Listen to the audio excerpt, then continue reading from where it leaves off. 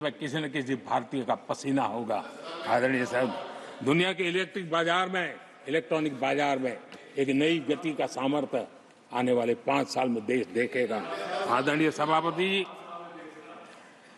आज देश लाखों करोड़ रुपए का तेल इंपोर्ट करता है।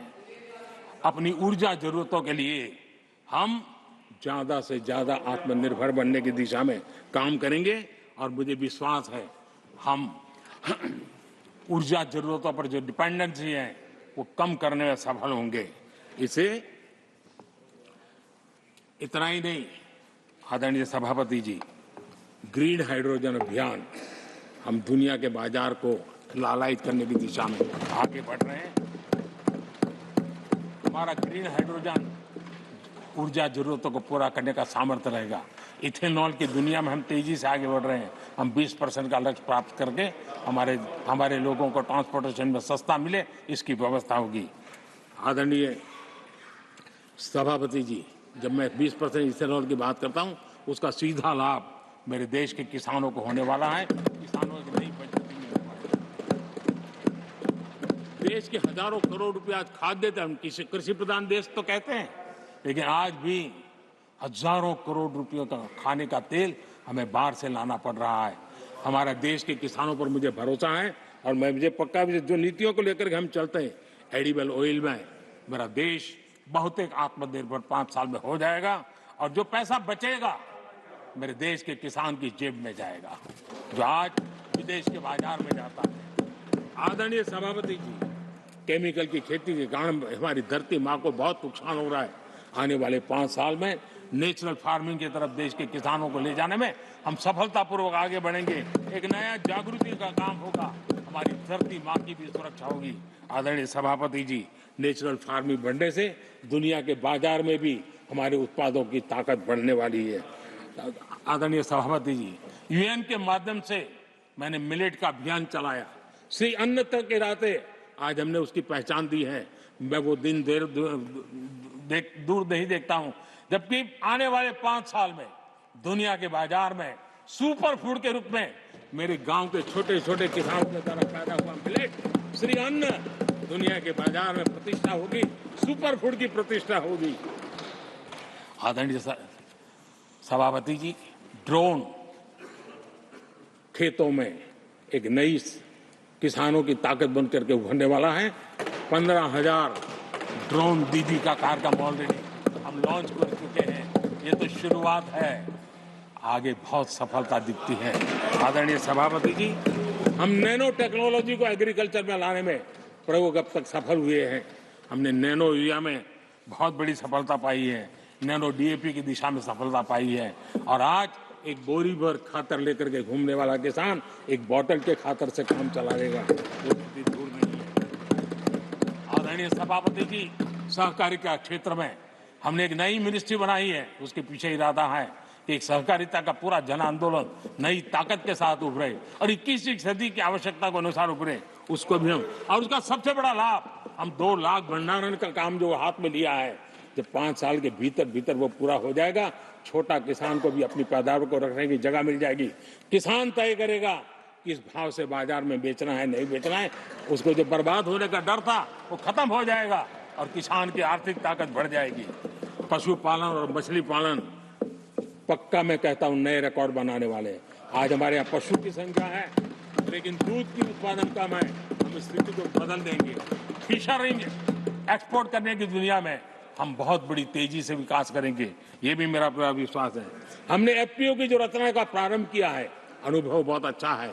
5 साल के भीतर किसानों की एक नई संगठन की शक्ति और कृषि उत्पादन में वैल्यू की ताकत, ये लाभ मेरे देश के किसानों को अवश्य मिलने वाला है।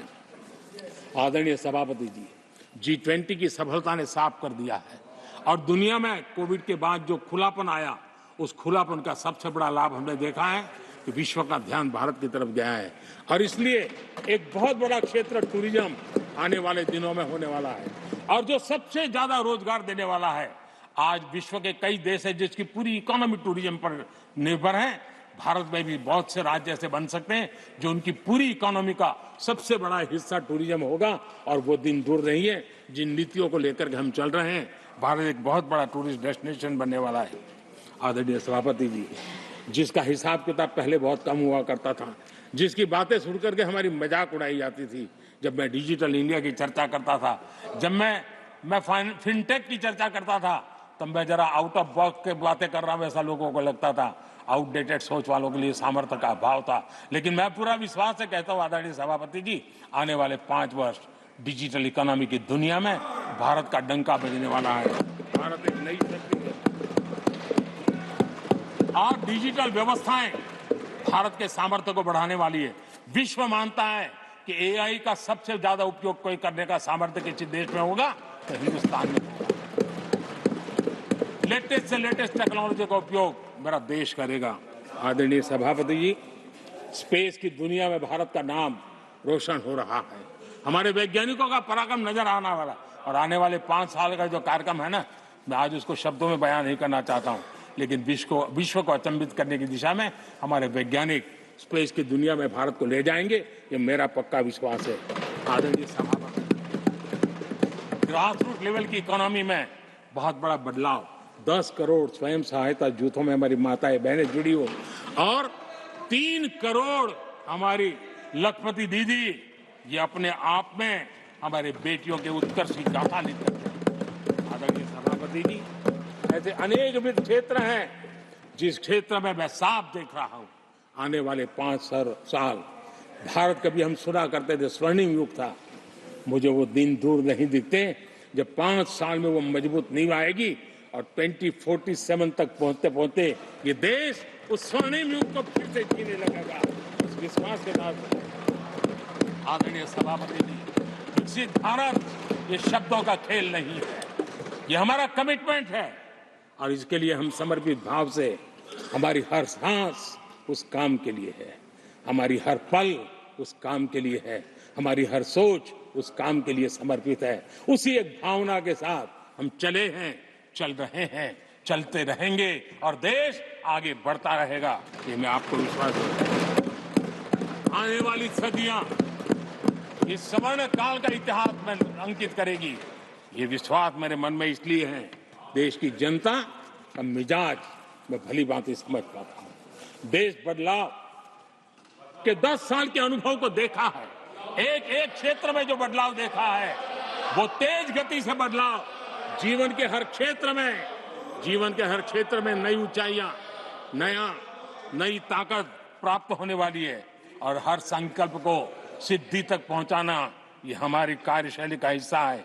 आदरणीय सभापति जी, मैं फिर एक बार इस सदन में आप सबने जो विचार रखे, उसके कारण देश के सामने सत्य रखने का मुझे जो अवसर मिला, और डंके की चोट पर सत्य रखने का अवसर मिला, और सदन की पवित्रता के बीच रखने का अवसर मिला है, संविधान की पूरी साक्ष्य रख करके ये विचार रखने का अवसर मिला है। मुझे विश्वास है कि देश जिनकी वारंटी खत्म हो गई है उनकी बातें सुन नहीं सकता है, जिसकी गारंटी की ताकत देखी है उसके विचारों के भी विश्वास करते हुए आगे बढ़ेगा। मैं फिर एक बार आदरणीय सभापति जी आपका हृदय से आभार व्यक्त करता हूं, और आदरणीय राष्ट्रपति जी को मेरी तरफ से उनके व्याख्यान के लिए आदरपूर्वक अभिनंदन और आभार व्यक्त करते हुए मैं मेरी वाणी को विराम देता हूं। बहुत बहुत धन्यवाद।